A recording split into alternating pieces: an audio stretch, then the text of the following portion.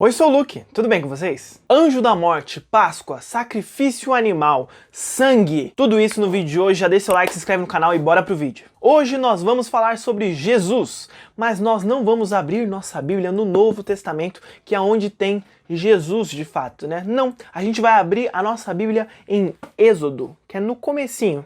Mas antes, você sabe o que é Páscoa? Talvez você possa falar que a Páscoa é uma época onde você come peixe, ovo de chocolate, né? Que o coelhinho da Páscoa vem, deixa a patinha, esconde o ovo, você tem que procurar o ovo. Mas você também pode responder o verdadeiro significado da Páscoa, que é a morte e ressurreição de Jesus. Mas a Páscoa já existia quando Jesus nasceu. Então como que a Páscoa é a morte e ressurreição de Jesus, se quando Jesus nasceu já tinha Páscoa? A gente pode ver isso em Lucas 2:41, onde diz que todos os anos os pais de Jesus iam a Jerusalém para a festa da Páscoa. Então, para a gente descobrir a origem da Páscoa, a gente tem que voltar mais na história. A gente tem que voltar para Êxodo. É em Êxodo que a gente vê uma parte da história de Moisés. Ele recebe uma missão de Deus de ir até o faraó e pedir para o faraó libertar o povo judeu que estava sendo escravo durante muitos anos pelo faraó. Então Moisés foi até lá e pediu para ele libertar o povo de Deus, porque Deus estava mandando o povo dele fazer uma festa.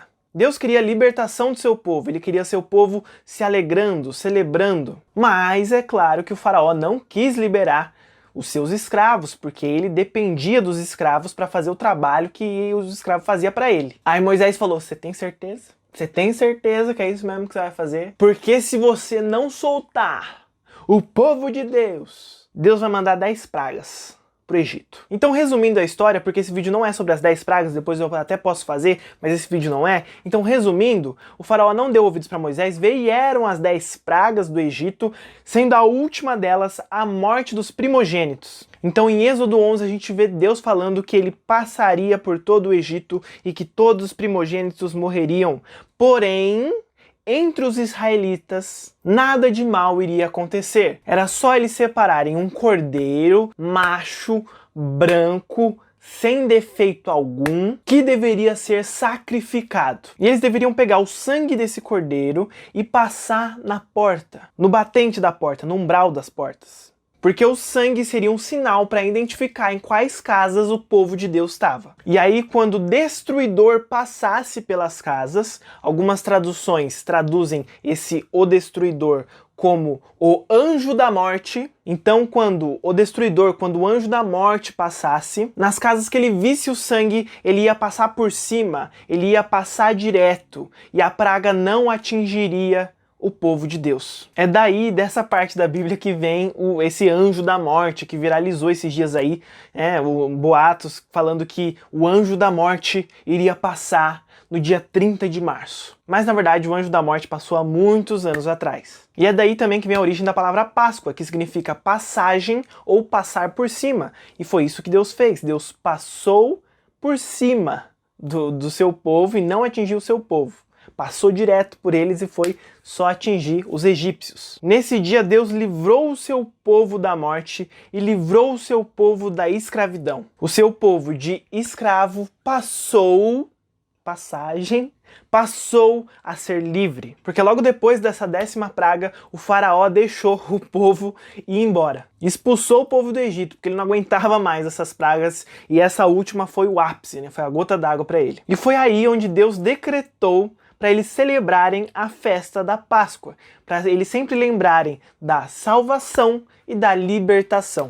A Páscoa também é chamada de a festa do pão sem fermento. Por quê? Porque o sangue do cordeiro eles tinham que passar, né, na porta, né? Passar assim, assim e assim. Inclusive, se você juntar tudo isso, se você juntar esse sangue aqui com esse sangue aqui e esse sangue de cima da porta para cá, forma uma cruz.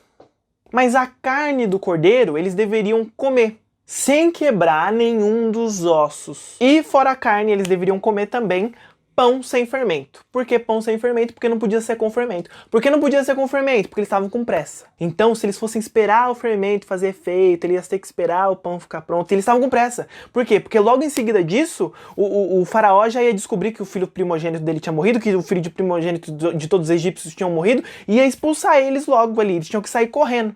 Então era para eles passarem o sangue na porta, comer e ficar preparado para sair, porque eles iam ter que sair ali do Egito. Então o pão sem fermento é para lembrar que eles saíram às pressas do Egito. Fora isso, eles também deveriam comer ervas amargas, para eles lembrarem de como era a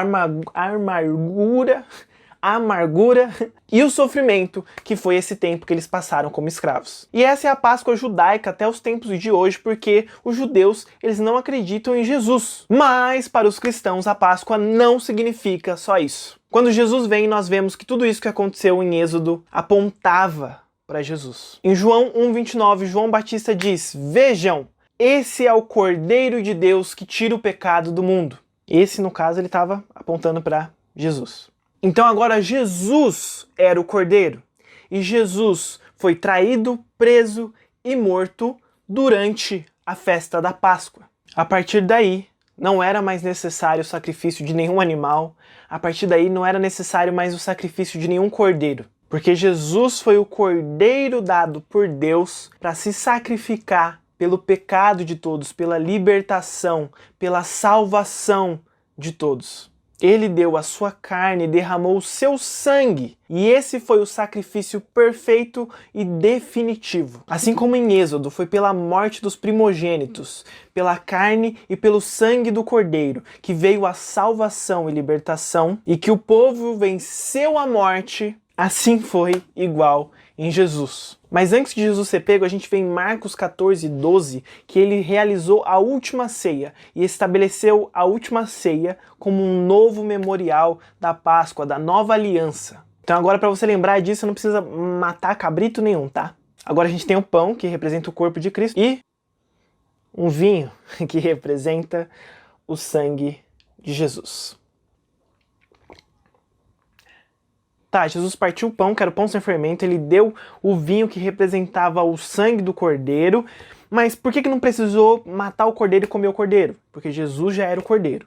E por que eles não precisaram, os discípulos na última ceia, comer as ervas amargas? Jesus não deu ervas amargas para os discípulos comerem, porque só ele experimentou da erva amarga, só ele experimentou da amargura e do sofrimento no dia seguinte na cruz.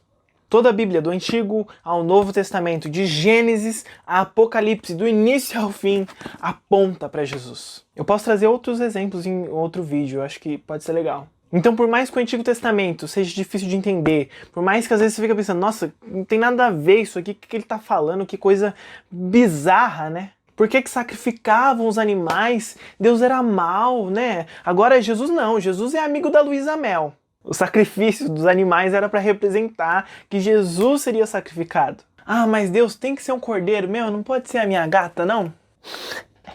E por que o cordeiro tinha que ser macho? Isso é machismo, hein? Machismo. Tinha que ser branco. Racismo, hein? Racismo isso aí. Tinha que ser macho para representar que Jesus viria como homem. Tinha que ser branco para representar pureza. Perfeito, porque só o Cordeiro de Deus é perfeito. Então a gente entende que tudo tem um significado e que Deus já estava desde sempre ensinando e falando que um dia ele daria o seu filho em favor de todos nós. E agora sim, a gente comemora e celebra a Páscoa como um evento que já aconteceu. Jesus já veio, já está consumado. E que a gente possa se lembrar disso não só na Páscoa, mas em todos os dias da nossa vida até Jesus voltar. Se você gostou desse vídeo, deixa o seu like aqui embaixo, clica no gostei, compartilha esse vídeo pra todo mundo, manda no grupo da família da igreja pra todo mundo. Se inscreve no canal também pra não perder mais nenhum vídeo meu, ativa o sininho pro YouTube te avisar quando sair vídeo novo e comentem aqui embaixo também dúvidas, perguntas pra que eu possa responder nos próximos vídeos. Beijo pra vocês, fiquem com Deus, até o próximo vídeo, Feliz Páscoa e tchau! Ai!